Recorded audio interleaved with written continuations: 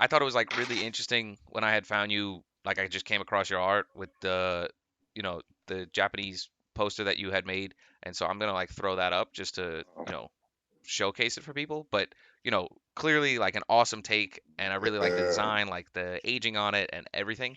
And so I just want people to see that just to kind of lead off. But do you want to just Oh, great. Thank you. do you want to just kind of like introduce yourself and kind of talk a little bit about your background? Okay. Hi, my name is Anthony Azekwoh. I'm an author and an artist based in Lagos, Nigeria. The painting, Yasuke. It had been an idea in my mind for about 3 years, 4 years, because I had just watched maybe a YouTube video about him a while back.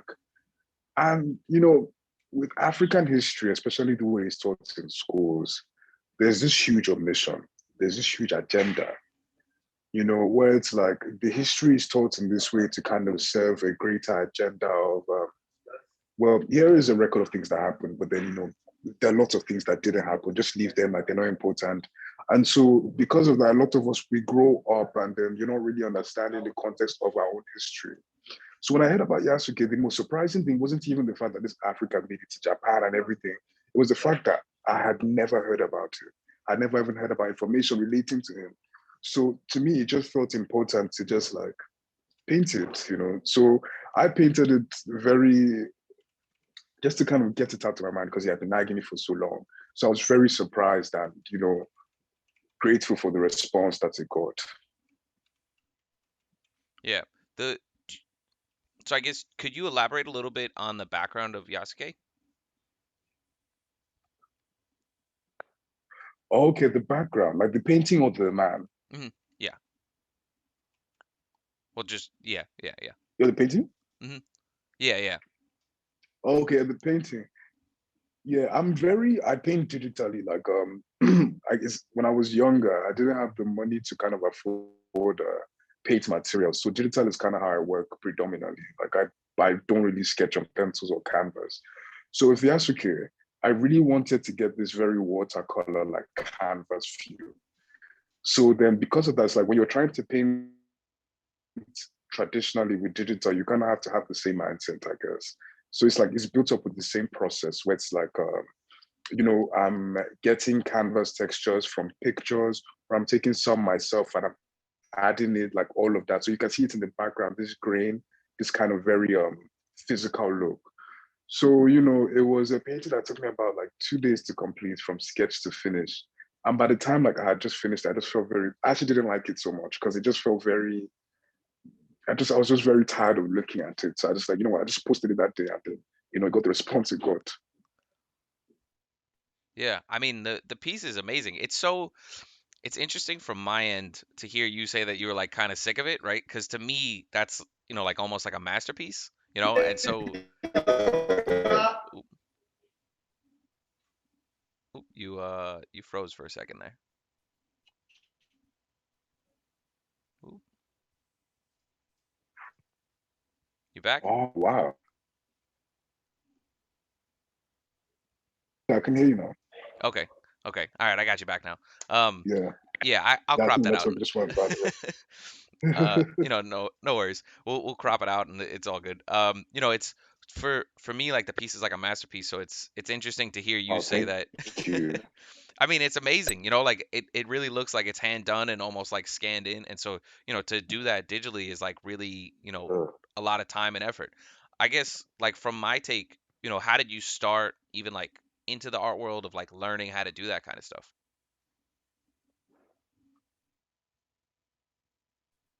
oh,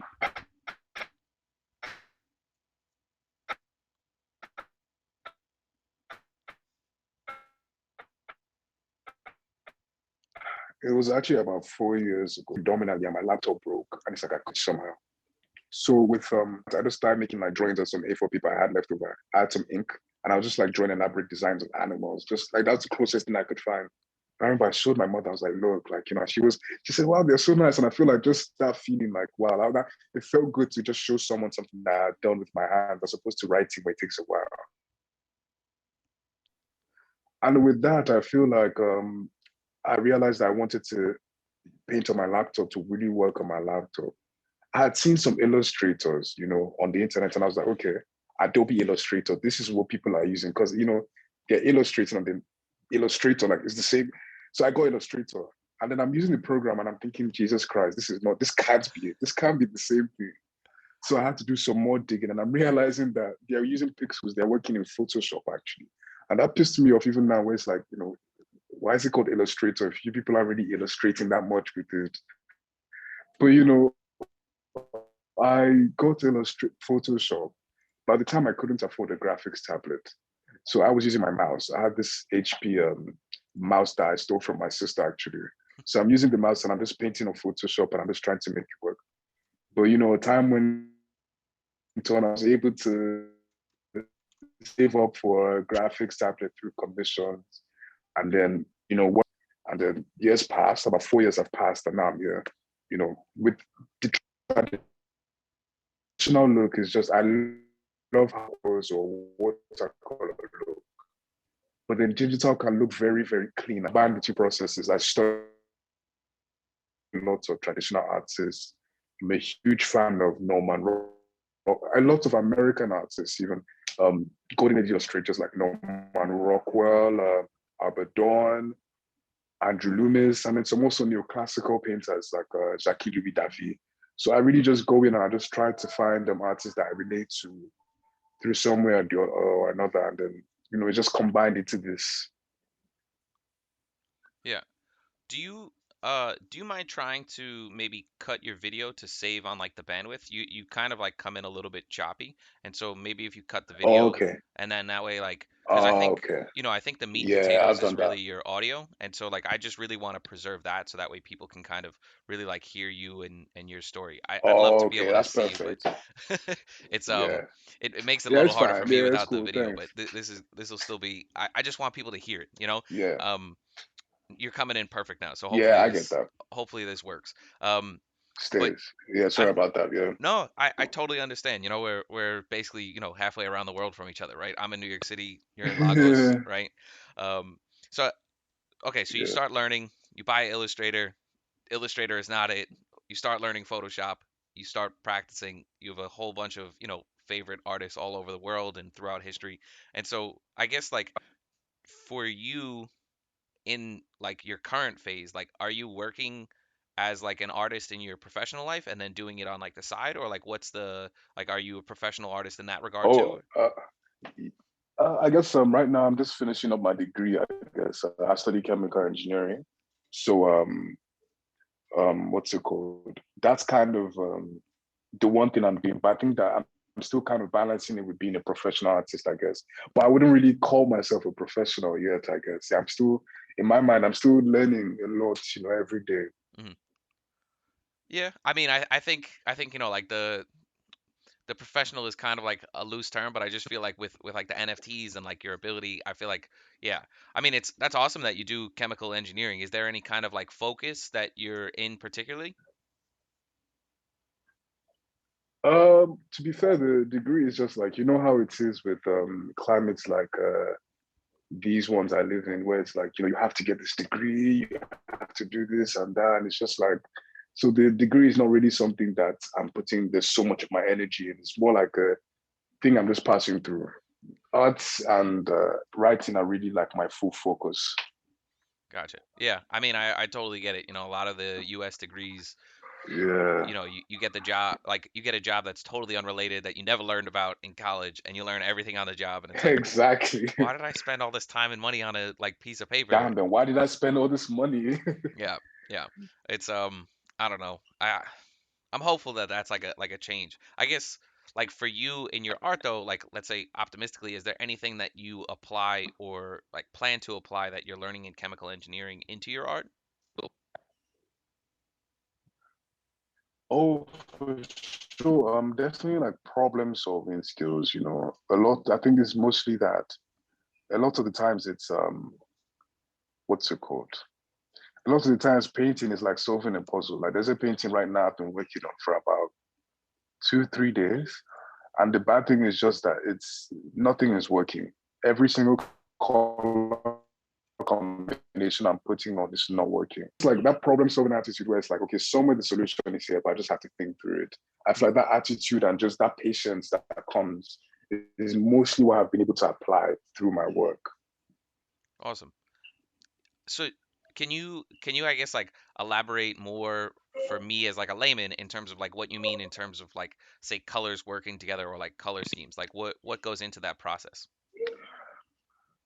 Okay. Yeah. So basically, I work in maybe two, three different ways. Maybe the first way I work is maybe I get like a sketch. I'm sketching and I'm drawing and I'm making the sketch tighter as I'm moving on more detailed. Then I over that sketch, I work in black and white. Black and white kind of helps you isolate it in just light. You're thinking of lights and darks. Your mind is like simpler to work through. Then from black and white grayscale, I work into color. I add some colors like how with oil painters they would work over it with like a glaze. So I'd use a process similar to that. That's like the first way I work. The second way I work is that I just go straight into color, which is a bit more complicated because it's like now my mind is thinking in two, three different ways. I'm thinking about light, and I'm also thinking about the hue and saturation of these colors and how they're going to work together. The third way I work is that I don't even sketch at all. I just put paint on the canvas and I'm just vibing with it. I'm seeing how it goes. That's where I work when I'm feeling very expressive or I don't really feel like drawing. Like I'm not very patient with it. That during those times.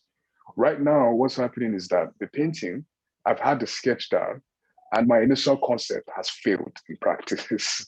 It's horrible. It just looks horrible, and it's like I'm now trying to work through that. I'm trying this color, this background, and it's not working. I'm thinking, okay, damn, let me change this background and I'll put this color over the skin, and it's still not working. So it's like now I'm just being like, okay, what's great. I'm taking all the color off, and I'm now working in black and white. So that's kind of where I am currently. It's like the process is very. So the process is a very sorry, I'm cutting off. The process is very, how do I say it? It can be very chaotic at times, but I normally trust it to lead me to the right path. That's awesome. I mean, I think I can definitely like imagine how that goes. I have zero artistic talent, which I've been mentioning quite a bit, but it's interesting Yeah, to hear it's people kind walk of through. like dealing with life. To be fair. Hmm. Yeah, it's like dealing with life. It's like sometimes you don't know what's going on, but then you just keep going, trusting that okay, somehow, somewhere, this is going to work out. Yeah. I mean, that's the hope, right? Like you just keep struggle busting until it works. Yeah, yeah. Yeah, sorry, my audio is good now. Yeah. Yeah, yeah, audio is still good. Yeah, I mean, you have some times where it like hiccups, but then like it'll catch up, and I haven't really like dropped any kind of words as far as I can tell, so I'm pretty happy about it. Yeah, I think you're coming through good. Yeah, Yeah. Okay. I guess so. Like, Okay, that's great. so for you in like the art world, like, do you have like goals and aspirations as far as like trying to further your career, and like what does that look like? Man, it's crazy. Like, that's the question because that's a question that's really been big for me, because a lot of the goals I had set earlier last year, even without meaning to, I achieved them, Mm, even financially and just being in a good place with myself and the people around me and being able to do certain things. So for me, it's a weird thing to say, but it's like I'm not really at this point wanting more. You know, I want to say I'm not. My goal has always been to further myself and my abilities. But in terms of like material goals, like okay, I want to do this or that. It's not really as tight in my spirit anymore. Like I would love to do a Marvel cover this year for sure. I would love to do a DC cover, God's willing. But then all of these things I've realized are kind of outside myself. And I've realized that everything I was looking for has always been with me, and I've been focusing on just growing that. yeah, I mean, Because with material goals and like you know, yeah, wanting this or wanting that, I've realized that it all just comes and goes. So I'm just trying to keep my focus on things that I can hold. yeah, I think I can definitely agree with you in terms of the material goals. I like just kind of casting them to the side because at a certain point, I don't know. I at least some people I don't think get out of this, but it was something that I realized like early on with. like when I was working in like Manhattan with like a job that was, more business desk and stuff. And, like there's like this economic slippage where you start earning a little bit more money and you're walking around in Manhattan. And like for me, like I came from like a smaller town, so like my first couple times working in Manhattan, I'm like, this is like so strong of like a dichotomy because there's like people sleeping on mattresses underneath like these like towering skyscrapers filled with like, I don't know, Wow. hundreds of thousands of dollars or like, millionaires even, right? Like of wealth for like individual people. And, it was like hard for me to like go through that because I'm like, this isn't, I don't know, it doesn't feel worth it if like you have like a person sleeping on the street on a mattress underneath a Exactly. blanket, and like in the middle of the winter and stuff. And, so but then like you working in Manhattan, somebody has a nice Coach, Burberry scarf, and you're like, oh, that's kind of nice. And like I don't know, I just like I've kind of shied away from like a lot of like the physical trappings, like I'd rather just Exactly. yeah, yeah. I guess like for you, like what's you obviously I don't know how well you're like aware of it. For me, like I'm very well aware that like Nigeria is known to be like an extremely like hardworking country, and like Lagos is actually like a prime reason why like a lot of people do investments in that area, right? Like there's like a lot of like stocks that just focus on companies in Lagos Yeah. specifically. And so I guess like what's your take coming from there, and like how do you think that applies into like the now global, Twitter art sphere? Oh yeah, it's even like before I even go there, I was going to add to what you just said before. Like, Mm, even with the artwork, like, you see a lot of people. Like there were a lot of people I admired, like before, like all these powerhouses of people who are putting out work and it's grand. And it's like I look closer and I'm seeing that you're working like maybe 15, 20-hour days. And it's like, you're not spending time with your family or your kids because you're drawing or painting all the time or you're writing. And it's just like, damn, this isn't really what I thought it was. So I mhm, feel like what you just said, like taking that time and just balancing your own self, instead of chasing these things is really, I feel like what's best for everybody's spirit. mhm, But with Lagos, working on like it's incredible. The Red Man, for instance. I painted that image on a night just randomly. I was on a phone call with a friend. And I was trying to do a black and white study. It's kind of when artists would just kind of paint in black and white to just tell you you're practicing like a practice run. mhm, And like I painted it and I'm like, well, damn, this is cool. But then I wonder how it would look with the red background. And so I put a red background on the painting. And the next day I upload it and then it goes viral. And then the weekend I can sell prints. And then suddenly I'm able to just support myself in a way I never have. It changed my life really, and it's just crazy how like so fast everything can happen. So like with the whole new like global village things, like for instance, like me and you, for instance, I'm here in Lagos and you're in New York, and it's like having a conversation. It's to me, it's mind blowing every day. mhm. That somewhere in the world, I'm able to interact with people who whose art I love and who love my art in return, and it's really just mind blowing, truth be told. It's like a miracle that I'm walking in every day, just being able to have these interactions and being able to speak to people. Any question I have on art, back in the older days, if you had a question on your art or your writing, you have to like a letter and then pray to all your gods that this person will respond to you. It's like now I can just shoot them a message like, oh, hi, like, how did you do this? Like, or what were you thinking? So to me, I just think it's working from Lagos, of course, it has its difficulties. Internet, for instance, like right now, my internet's like it's really annoying me. Then also with electricity, electricity here, it's not something that's guaranteed. It has a lot of issues. There's of course working within Lagos. I face a lot of issues with government officials, with airports, bringing things in, shipping things out, and even just the stigma. There are some people who, oh, because I'm Nigerian, it's like, damn, Nigerians this, Nigerians that. So it's this very double-edged sword that I've had to work on because I know that it's not even being a black person in this climate as well, which is crazy because to me, everybody around me is black, you know, and then I'm working with Americans, I'm trying to apply or pitch certain things, and it's like I'm realizing that, oh damn, like I'm black here. There's a contrast when I cross the ocean, even on the internet.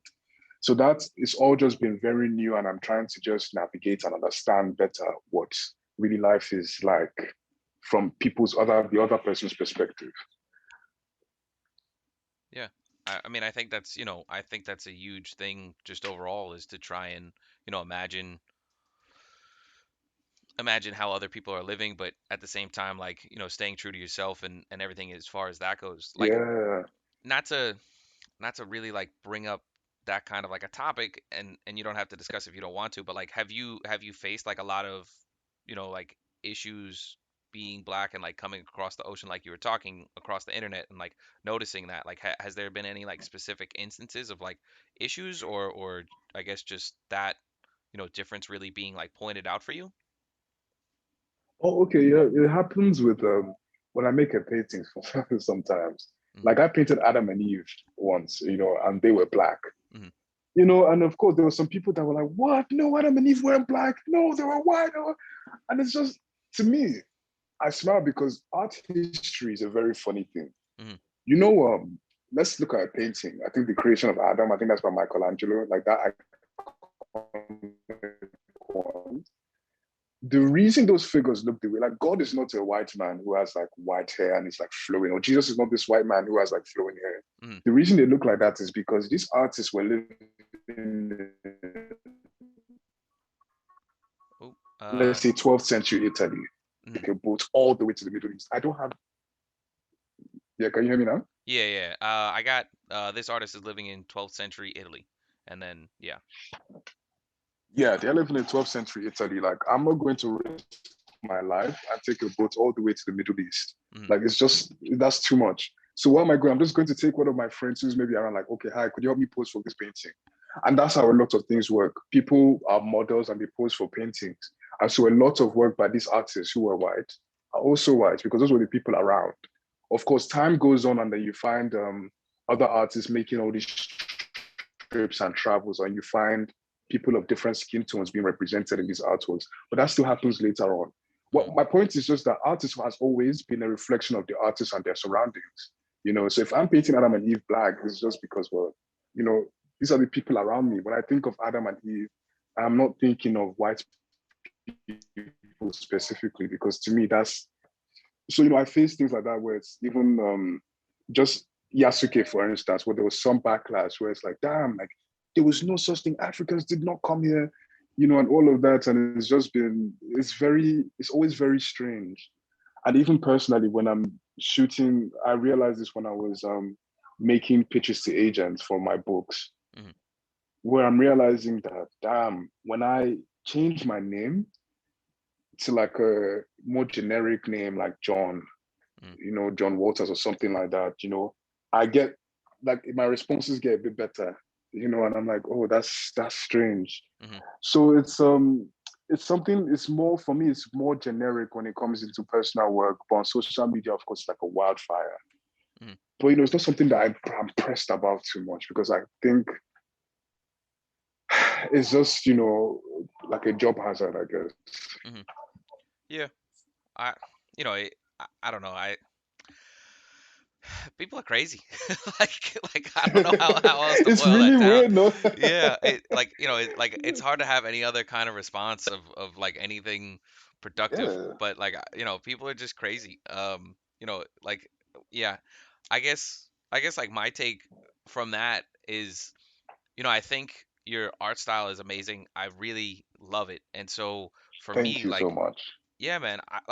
I think if you ever decide to like flip the script, right? Like if you ever decide to flip the script, I think it would be really cool to like just kind of take like, some kind of, say like African cultural wear and put like an Asian person into it or something like that. Just to flip it. Like I'm not Ah, like yeah. I love your style, and I think, like there's still so much that you can do in terms of representation as far as like, black people into other True. cultures, but to then like flip it the other way would also be super interesting. And if that's not of any interest to you, I totally respect it. I like Oh that's no, just it definitely is, man.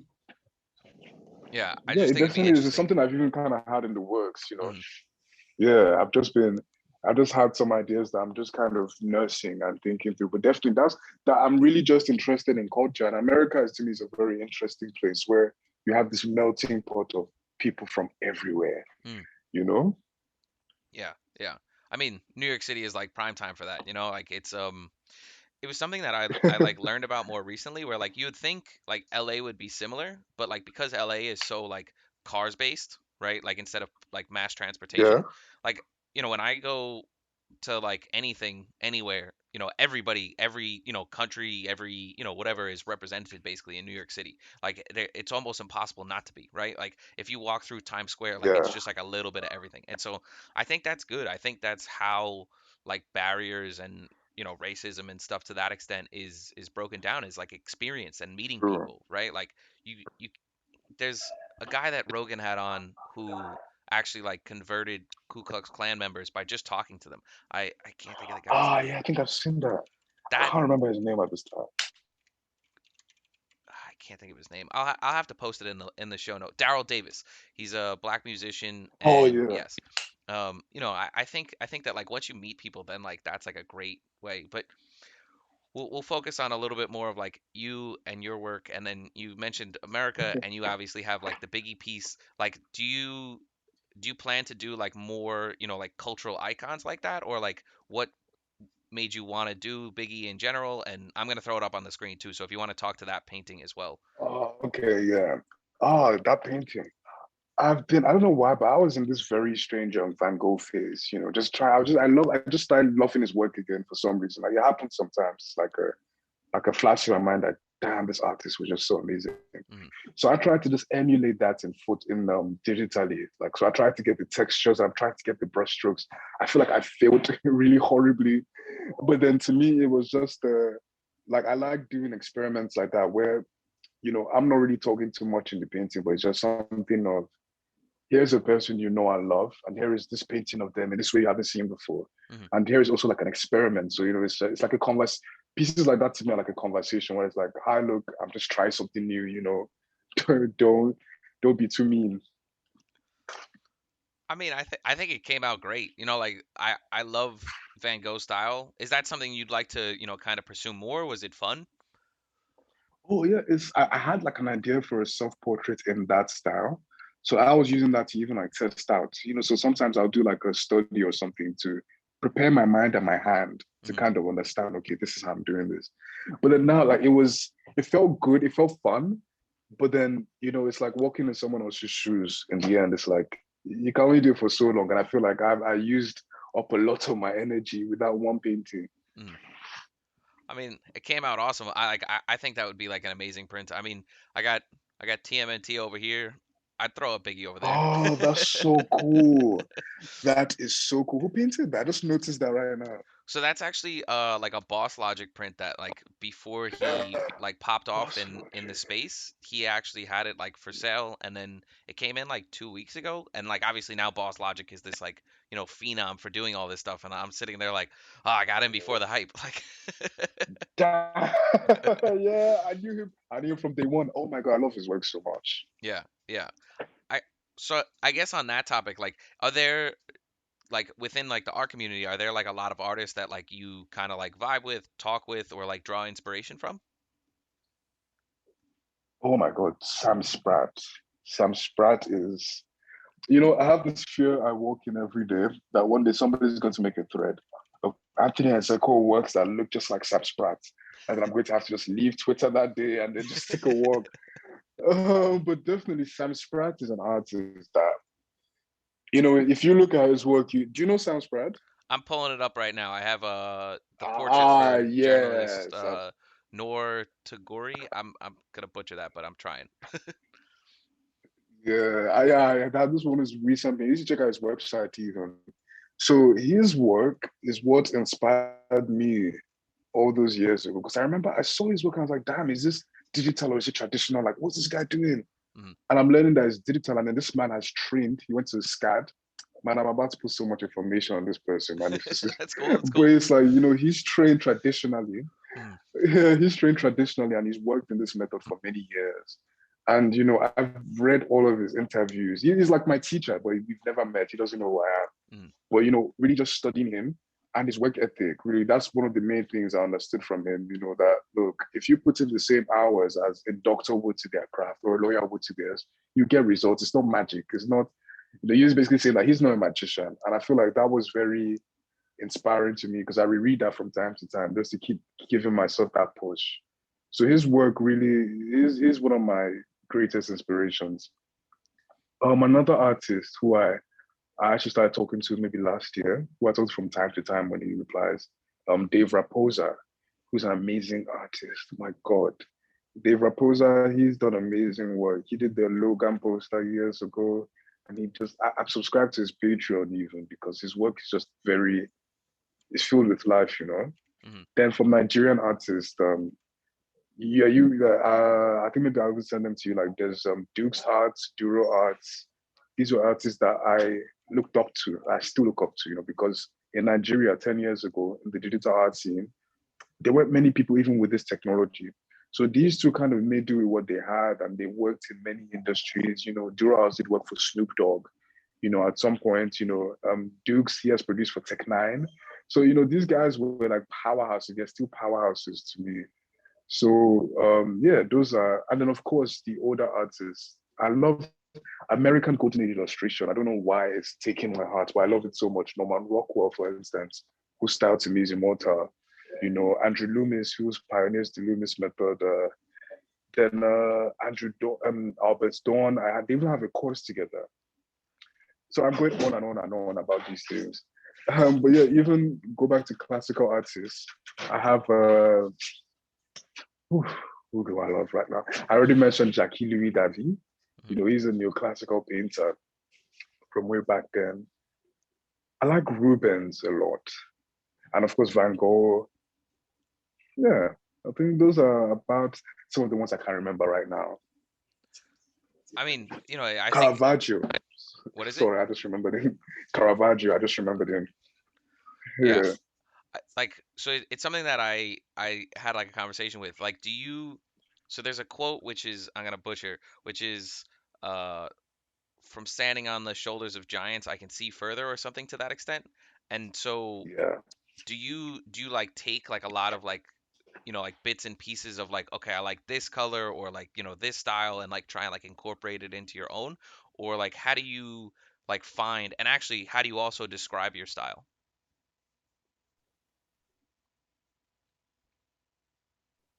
Yeah, sorry, you said how well will I describe my style? Yeah, how did you find and how do you describe your style?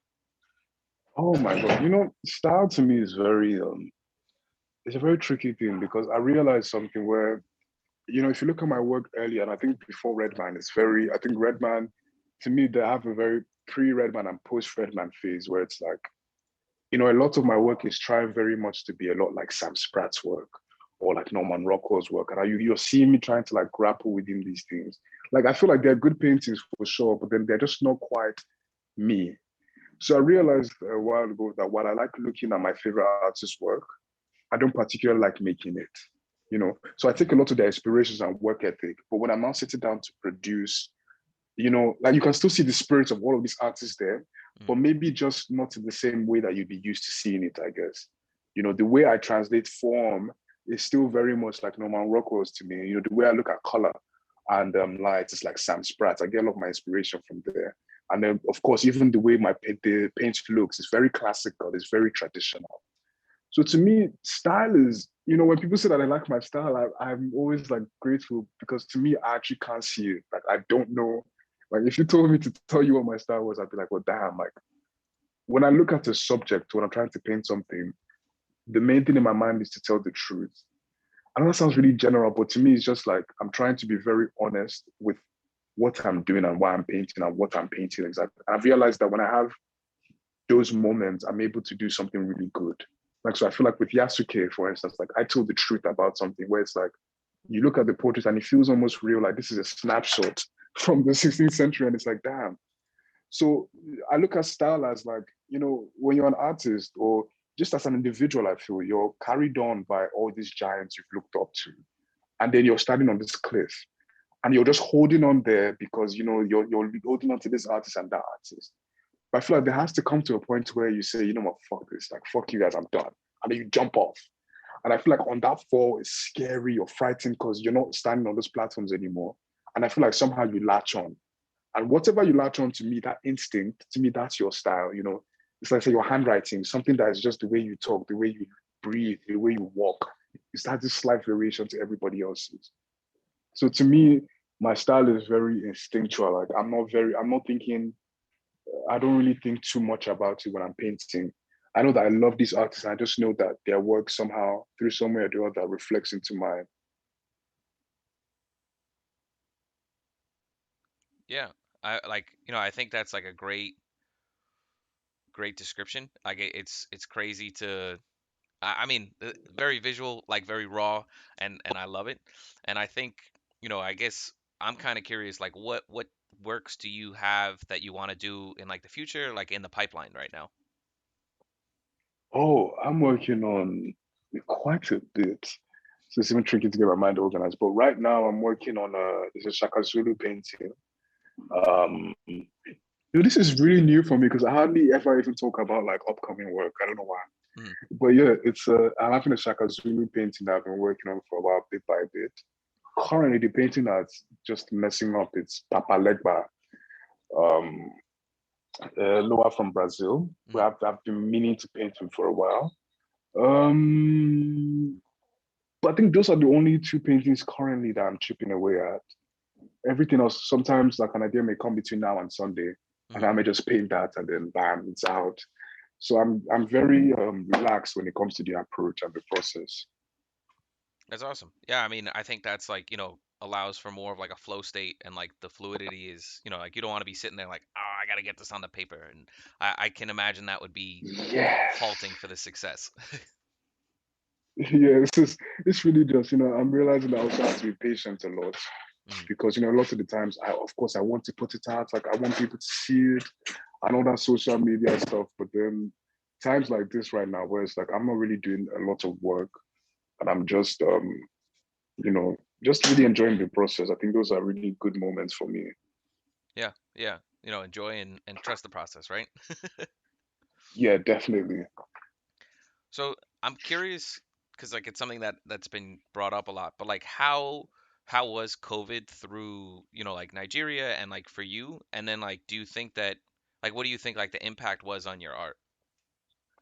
COVID in Lagos was it was a very, very tricky situation, because a lot of, like your country, for instance, it's easy to be able to make policies and enact them, because of systems already in place. Mm, With a place like Lagos in particular, it's harder, with a lot of people who are living in multi-dimensional poverty, where people who are actually, they're living hand to mouth every day. They don't have fridges to store food. So they have to go out to get food every day.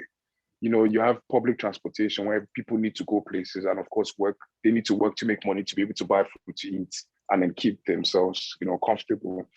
So with COVID, it was a very hard time for Lagos in particular.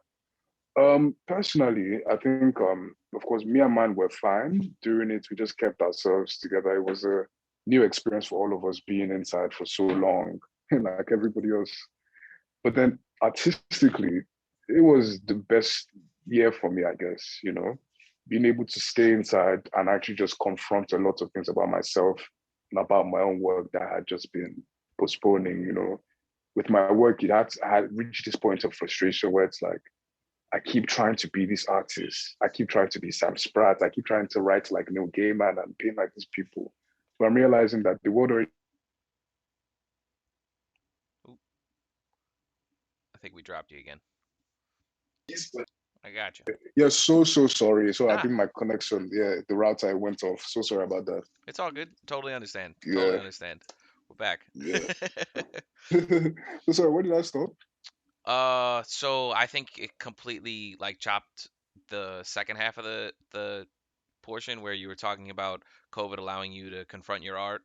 Oh, yes, yes. I think COVID really gave me space, I think, to confront a lot, Mm, because for a long time I've been trying to paint like Sam Spratt and he writes like Neil Gaiman. And you don't be like all my idols because those were the ones I'm looking at. But then I realized that, okay, the world already has these people. Like, damn, they beat me to it. mhm. And really, I have to put my focus on just being myself. And regardless of how that feels and how scary it was or still is, even with therapy, I decided that, like this time, like I'm not okay and I need this help. So with COVID, it was this kind of time where I had to face myself. So artistically, with my work now, prior to COVID, like my mind, every time I'm writing or painting, it's like, damn, okay, how do I get this closer to these people? But then now it's just like, damn, screw all of this. How do I get this closer to myself? Like, do I like this? Am I comfortable painting it? And I think that's a problem I was even having with recent painting I told you about. Sometimes, habits, I'm trying to match it to these people, because I wasn't taught formally. So all the work I know, all I know is from reference, like just looking at you people's work. So I'm realizing that the con of that is that I'm continuously comparing. So I feel like COVID just forced me to be like, you know what, now I'm not really making headway. I'm making more work, but then I'm not growing. And I had to really prioritize, I guess. So yeah, I think that's it. How, I guess, like, can you elaborate a little bit in terms of like what you did to kind of like really focus a lot more in terms of like the growth aspect instead of just, putting out work?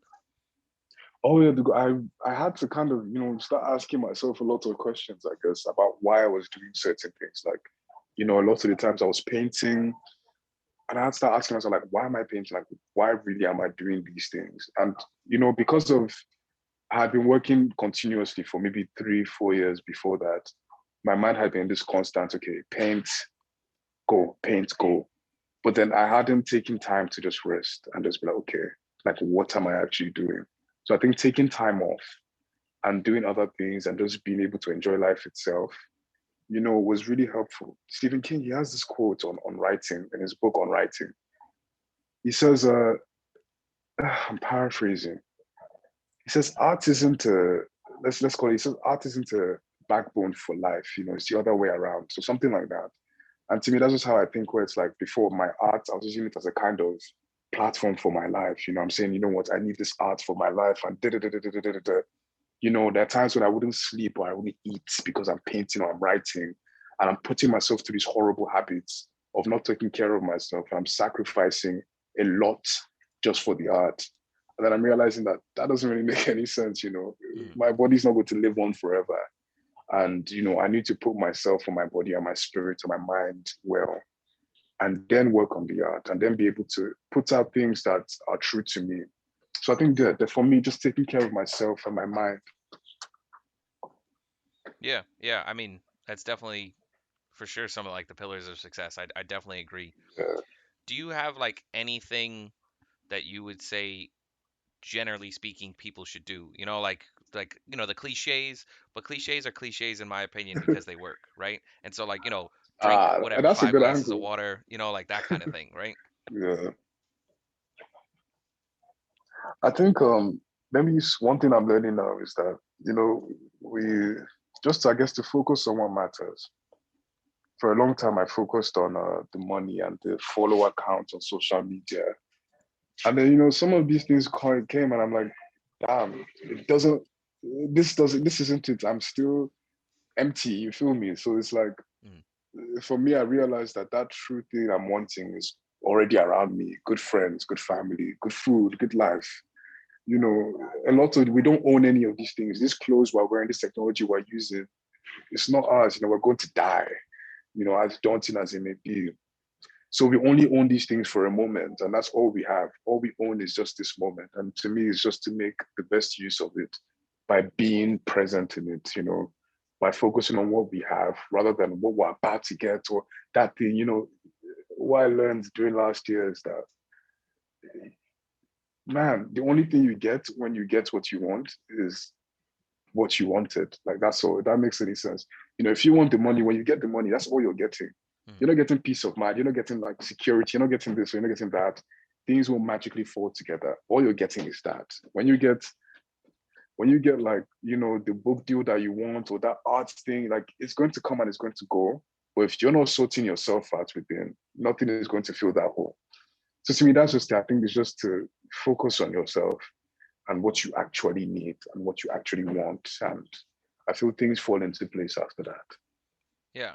Yeah. Like, is there, so like that's a very like oneness, stoic kind of thought process or like philosophy even. And it's one of those things where like, for me, like when there's any kind of like wish, right? Like birthday wish or like 11/11 or anything like that that is, like whatever culturally, I don't know, you kind of do it Yeah, like, if you pick a dandelion and like blow it, then like it's one of those things like, might as well, right? And like for me, like yeah, I've transitioned from like the money thing to just happiness, right? Because like if you're happy, like it doesn't yeah. matter what else you have, right? And like that's the important aspect. And so Hmm. I guess what I'm like really trying to ask is like in terms of you applying that, like was there any kind of like schools of thought or philosophy that you kind of like studied or read, or was it just like totally just like a mind switch? Oh yeah, it's from when I was a child, it just that's why I feel like last year to me felt like I had woken up after years of sleeping. I had from when I was a child read a lot of about philosophers. Marcus Aurelius, for instance, he's a philosopher I really, really enjoyed reading. I had read some of Socrates, some of Plato, some of Descartes, Albert Camus. I just enjoyed even Jordan Peterson, who I think is like a new age philosopher. I don't really enjoy all of his stuff, but then to me, it was just inspired by a lot of the things I had seen around me and had understood. Mm, Finally, it felt like the world had kept trying to teach me things, occasion after occasion after occasion, and every single time I'd ignored it. Until like last year, it's like, you're not living here until you learn this lesson. And that's the thing about life, you either learn the lesson or that you die trying. mm, So, but luckily I was able to learn that lesson last year where it's, the Red Man period, for instance, I was at, like, that was greatest peak. If you can imagine, it's like, one day things are this way, and then the next day everything has multiplied by 10. And then it's like now, of course, on paper, I imagine that if this ever happened to me, I would be happy. I would be amazing. Things with everybody around me would be sorted. But of course, my bank account is now looking nice, but then suddenly, damn, nothing else is. I'm still in this same position. In fact, it's even worse because now I have this pressure. Now I'm paranoid. Now I'm confused because a lot of things have just changed. So I think that lesson where things would, everybody's telling you congratulations as well. So in your mind, it's like, damn, there's this dichotomy. Around you, everything is looking amazing, but the inside, you're getting worse. And so I realized that, of course, it's because how would things get better? Did I really try to do anything? No, not really. Things around me just changed. So I had to, it just forced me. yeah. I mean, I think that's, just like a really something that even like me, right? Like it's like that imposter syndrome aspect where like for me, like, I find it to be really cool that like you and other artists even like want to talk to me. And so it's one of those things where Oh, like I'm honored. thank you, thank you. Like, definitely, I'm so honored. Like, definitely, Mm, like, like you would take time out of your day even. So, thank you for that. of course, of course.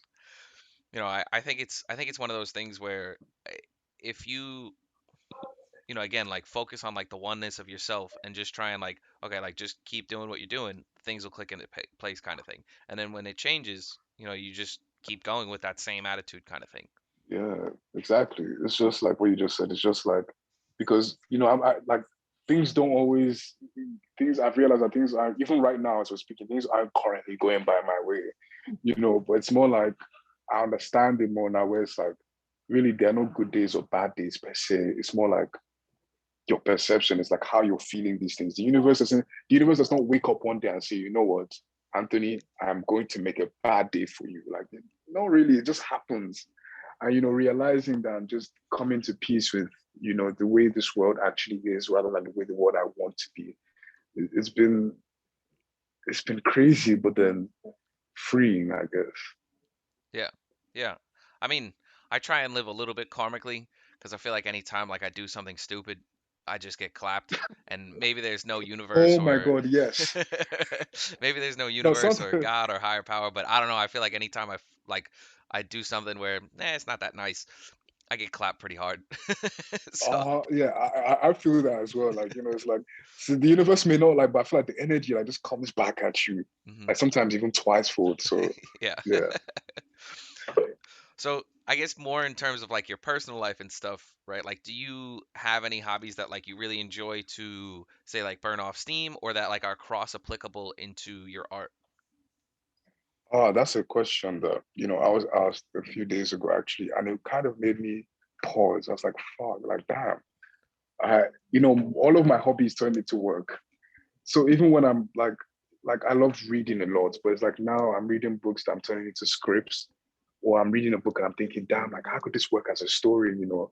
Or I'm looking at a painting and I'm thinking, oh, I love this, but then also, how did this artist do this? Like, I wonder, like, what brushes are they using? Like, what pigments? Like, how did they get this combination? So, you know, right now I'm working on that. I think that's the short answer. I think I'm trying to just watch more TV shows, uh, talking with my friends and laughing more, like spending more time with my family. I'm just trying to leave this area of work alone sometimes, especially when it gets too much. Mhm. Can you actually elaborate a little bit? I think I'm missing something as far as your background goes. You mentioned reading books to turn them into scripts. Can you elaborate on that a little bit? Oh, yeah. I'm a like you know, like I said, like my laptop broke like Mhm. 4 or 5 years ago, and that's why I entered like into art, but then it got fixed. So I'm also a writer as well. Like I've written about 4 or 5 books, and my first novel will be out this year. Yeah. So we're still editing it, and we're still deep in the trenches of developmental edits. But you know, it's been crazy. My publisher, she's actually from Atlanta. So that's also another, you know, another like global village thing, you know. Mhm. So yeah, I also write a lot. Currently I'm working with a lot of people and also working at a company as a head of story. You know, just working on some stuff that's still very much under wraps because they're still early in development. But yeah, I think maybe I didn't talk about that. Yeah. Mhm. So yeah, I'm also doing that as well. That's awesome. I mean, I Yeah. guess I won't even really like poke too much into the story because I assume it's kind of like more of a, under wraps kind of thing.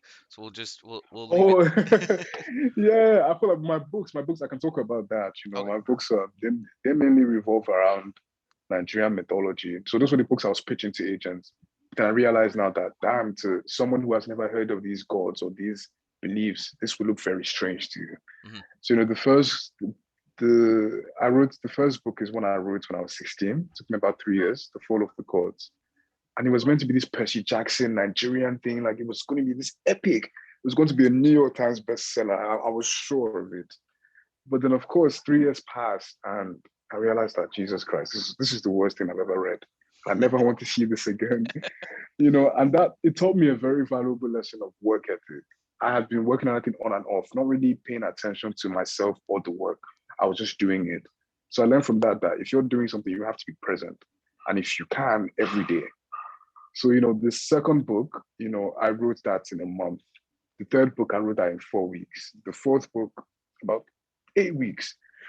Then the fifth book, I tried to challenge myself. So I tried it in like about 2 to 3 weeks. So my goal is normally just to, as much as I can, challenge myself and also challenge the work to get that first draft done and clear. So the books normally just revolve around like Nigerian mythology and this tension between us as people and then our stories that haven't particularly been told, you know, by us for a while. Yeah, when you were talking about it, so I'm actually coincidentally like a huge Percy Jackson fan. I read that as a kid, and Oh, like yeah, I love Greek mythology, and so like that whole book series, and then like the mist, changing it to whatever belief system people it was believe they're seeing. beautiful. It Yes, was beautiful. yes, Rick Riordan, is that how you pronounce his last name? it's close enough. I don't know Yeah. exactly, but yeah, yeah, I, Yeah, he did. I don't know what he was on. I don't know how where he got the ideas, but he did it. It was amazing. yeah. Like it was just yeah. Do So you? definitely like so sorry. Oh no, I don't want to cut you off. Go ahead. Sorry. Oh yeah, so definitely like he's just been a huge inspiration to my writing as well. Yeah, great writer. I mean, the books are phenomenal. Obviously, they're a little like, I mean, I started reading those books probably when I was like 15 years ago, maybe more. I don't even know. I guess on that aspect, not that I'm just curious, but what are like some key differences or like the bigger gods within like the Nigerian mythology? Okay, so my is it second, third book. My third book is called Shango. So Shango is the Yoruba god of lightning and thunder. You know, so there's so in Nigeria there are different tribes within Nigeria. So there's Shango Sango. There's Amadioha, who is the Igbo god of lightning. There's Allah, the Igbo god of earth. Then you jump back to the Yoruba side. There's Oya. She's a Yoruba river goddess. So it's with Nigerian mythology. Like if you're already like feeling it's very diverse. There's a lot of different players, and even getting research from it can be very very tedious sometimes. But yeah, like Shango, I think is one of basically one of the most popular gods from around West Africa. I think that's like another thing to do, man. I think that I don't know. I keep on pitching ideas, and I feel like I like shouldn't because like I whatever. I have nothing artistic in me, but like Nah, I think it'd no, be cool to everybody's see. artistic to me. I think it'd be cool to see those gods, man. Like I like that's just Oh my like god. I think that'd be really really cool. I mean, even say like you do Zeus as like like a black guy. Like I think that would be really awesome also. But whatever I think it would be cooler to see like the actual Nigerian mythology pieces like that. I think that'd be awesome. That'd be Yeah. epic. It feels great to hear you say that, because sometimes like I want to paint something, I'm like, damn, like do people even want to see this? Like, it feels like damn they're tired of seeing me. But I think thank you. I think definitely that's one of my things this year. I wanted to just use this year as like my homecoming year to really push a lot of what I could out.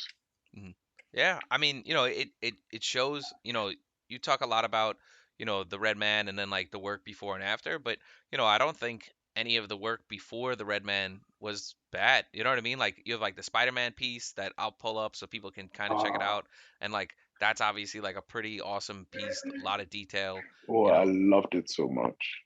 I'm like a huge Spider-Man fan, and so I had on Oh my god, uh same. like I had on a guy who basically did the editing and stuff for some of like the Spider Verse, and so that to me was like awesome because it's like it was Oh, awesome. Yeah, his name is Fried Pixels on Twitter, and like people need to like go check out him too. But it's oh, definitely. I think I'll check him out as well. I will check out the interview. That's so mm, exciting. like you have like the Traveler piece, like that's another epic one. It's Oh, the traveler. I love that painting. yeah, I think at this point, right, not to gas people up, and I think obviously still respond, don't read the comments on things, right? That's obviously like rule number one to a point. But I think like if people are vibing with your work, like I think I'm safe to say that just keep doing it. Like it hits a spot like that I didn't know I had. Like where like I just click it and I'm like, damn, that's awesome. And like I think you as the artist know your work best, and so when you have like an idea and it clicks, I just do things that click. Like when I see an art that I vibe with, I reach out to the artist and I want to have them on. I want to hear their story, and that's it. And so far, it's worked. And maybe that's my gut instinct, but your gut instinct is clearly like picking you know, a piece and doing it. Yeah, man. Yeah, thank you. Like that, like that. Like even right now, I'm just like really beaming because it's like sometimes I get in like the swing of things for so long, and it just feels like damn, are people tired of me yet? Mhm. Yeah, but I think definitely, I'm happy for you to say that. I think for to me, America has been on the world stage for a long time. Where the last time I was in America was maybe 15 years ago. So I've never seen a Starbucks before, like I've never seen it in my eyes. But right now, I swear to you, I could probably draw the Starbucks logo, like the woman, the angel, everything. Because this is how many times I've seen it in shows, like I know about so much of this. So I feel, if more Americans actually saw like another side of Africa or Nigeria, it would be perfect. It's for everybody to kind of see that like there's this huge world outside this world that you're already used to, and it's like it also has very good things and also bad things. So it's very much like the world you live in as well. Mhm. So that's just something that's been on my mind for a while.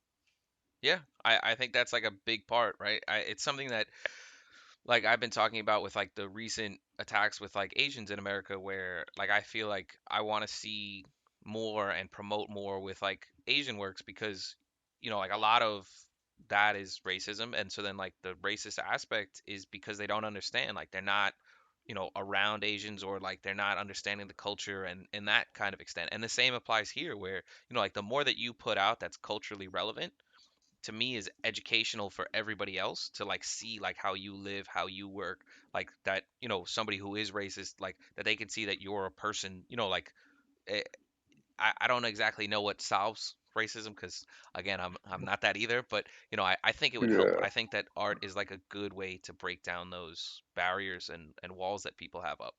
Or I true. hope so. It's like I a hope so. place where all of us can meet. Yeah. Yeah, that's my hope at least. I don't know. Maybe I'm too optimistic, and maybe I don't know. But Now we need more optimism these days, man. We definitely need more optimism. that's how I feel too.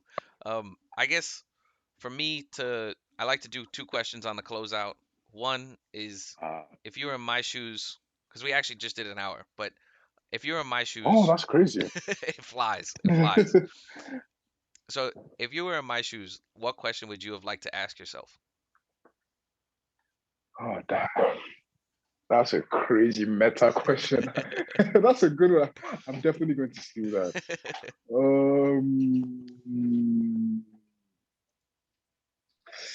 Ooh, that's so tricky.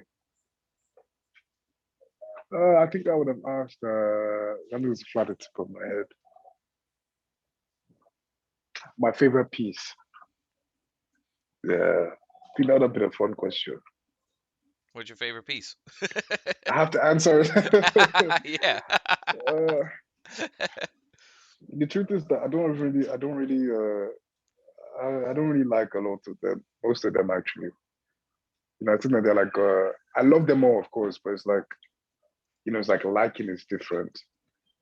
So even the Red Man, for instance, I actually hated that painting for a long time until maybe 2 months ago. I looked at it and I'm like, oh wow, I see what people see now. Like it's actually not that bad.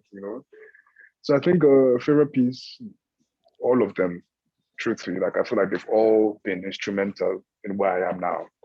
So my favorite piece is the piece I'm about to paint, I guess. That's awesome. Yeah. And then I think that's a great answer. I like to close off. This one's a little more, you know, tricky, but like, what do you think your purpose is in life? My purpose. I think my purpose, has shown itself, many times. And I think it's just to live in unity with myself and the people around me, I guess, to create to even serve that purpose. But I think my purpose is just that, to just be in unity, to peace, you know? Hmm. I think that to me is like a word that just unifies the whole thing, where it's like to just be in unity with myself and my community and, all the peoples. So I think that's just been my purpose, just to live like that in accordance with all of this, because I feel like a lot of people are different, a lot of places are different, but live in unity with all these things, with all these parts of even myself. I think that's my purpose. Yeah, man, And I do a lot of things to serve that. So yeah, it's a great purpose. I think it's something to strive to on my own end as well. And yeah, I hope we both accomplish our purpose. I don't know what mine is. I'm not yeah. answering that question. Damn, I was about to throw it back to you. Now, have you watched Soul? Have I watched what? Oh, yes, Soul. Soul, Yes, Soul. yes, yes, yes. Oh, Really love good that. movie. Yes. Love that. Yeah. Star-studded cast too. Yeah, really, really talented artwork behind like the whole thing. It's my fiance actually put it on one day, and yeah, I mean, just an absolute like great movie. Can I get this over? Yeah. Just huge, huge fan of it. 95% on Rotten Tomatoes. Tina Fey, Oh, Jamie Foxx. that's Like, yeah. that's perfect. Like that's definitely it was just there's a quote from there that I love so much. When and she tells the story about the fish. He asks the other fish like, hi, like where's the river? And it's like the other fish is like, damn, like we're in it. And then the fish is like, no, no, no, no, no, no. This isn't the ocean. It's the She's asking for the ocean. So I'm paraphrasing this whole story. I'm botching it. But I feel like that story to me is just perfect. Yeah. It's all I don't know, it's all relative. I'm hopeful for happiness. I'm hopeful for you. I definitely want to run it back in like 6 months to a year, maybe even like stateside if you end up, doing like a book tour or something and Oh, hopefully COVID is off and that you would know, be perfect, yeah, man. Dude, thank you so much for the time. I really, really man. appreciate it. Thank you so much. And yeah, I love the work. I'm happy to, I'm excited to see what's to come and I'm really happy to have had you on. Yes, thank you so much, man. Thank you. All right, peace. Later. Bye.